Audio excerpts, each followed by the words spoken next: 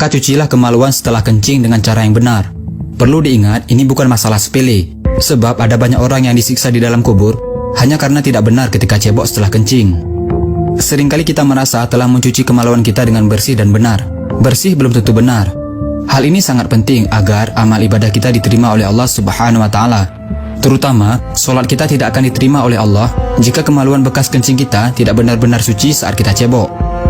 Dari Abdullah bin Abbas radhiyallahu anhu, dia berkata, Nabi Muhammad SAW melewati dua kuburan, lalu beliau bersabda, sesungguhnya kedua mayit di dalam kubur ini disiksa, dan tidaklah keduanya disiksa dalam perkara yang berat untuk ditinggalkan. Jenazah yang pertama, dia disiksa karena dulu tidak bersih ketika cebok dari buang air kecil. Adapun jenazah yang kedua disiksa karena dia dulu sering melakukan namimah atau adu domba. Kemudian beliau SAW mengambil sebuah pelepah kurma yang basah, lalu membaginya menjadi dua. Kemudian Rasulullah SAW menancapkan satu pelepah pada setiap kubur itu. Para sahabat bertanya, wahai Rasulullah, kenapa Anda melakukan itu? Beliau menjawab, semoga Allah meringankan siksa kubur keduanya selama pelepah kurma ini belum kering. Hadis riwayat Bukhari dan Muslim. Banyak orang yang merasa ibadah mereka sudah bagus, tetapi sebenarnya masih tidak terlepas dari ancaman azab api neraka hanya karena tidak benar dalam mencuci kemaluannya setelah kencing. Pada suatu hari, Sayyidina Abu Bakar pernah hendak menyolatkan mayit seorang laki-laki, tetapi tiba-tiba tersentak dengan suatu benda yang bergerak-gerak dari dalam kain kafan lelaki tersebut. Lalu disuruhnya seseorang untuk membukanya. Alangkah terkejutnya, ada seekor ular yang sedang melilit kepala kemaluan mayat lelaki tersebut.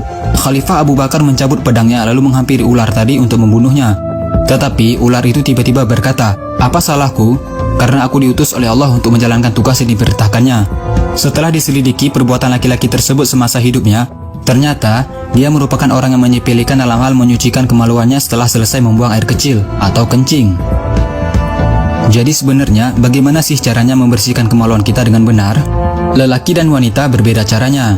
Bukan hanya sekedar dibasuh dengan air dan asal-asalan begitu saja.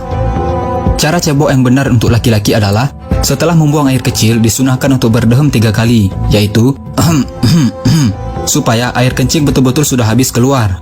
Setelah itu, urutlah kemaluan dari pangkal hingga ujung beberapa kali dengan menggunakan tangan kiri, agar tidak ada lagi air kencing yang tertinggal di dalam saluran.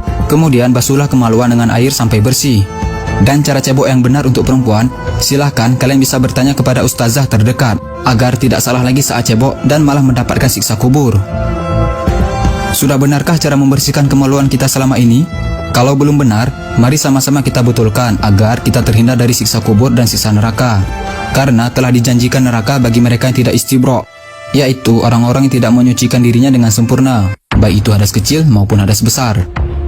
Rasulullah SAW bersabda, barang siapa yang menyampaikan satu ilmu saja dan ada orang yang mengamalkannya, maka walaupun yang menyampaikannya sudah meninggal, maka dia akan tetap mendapatkan pahala. Ada beberapa catatan yang harus kita ingat. Tidak ada kata malu dalam urusan menyampaikan kebenaran agama. Dan jangan beranggapan ilmu fikih itu jorok, karena ilmu fikih itu menjelaskan sedetail-detailnya demi menyelamatkan kita dari siksa kubur dan siksa neraka, hanya karena masalah sepele, yaitu tidak bersih ketika cebok. Na'udzubillah min zalik. Yuk kita lebih memperhatikan lagi saat cebok, agar kita terhindar dari siksa kubur dan siksa neraka. Amin.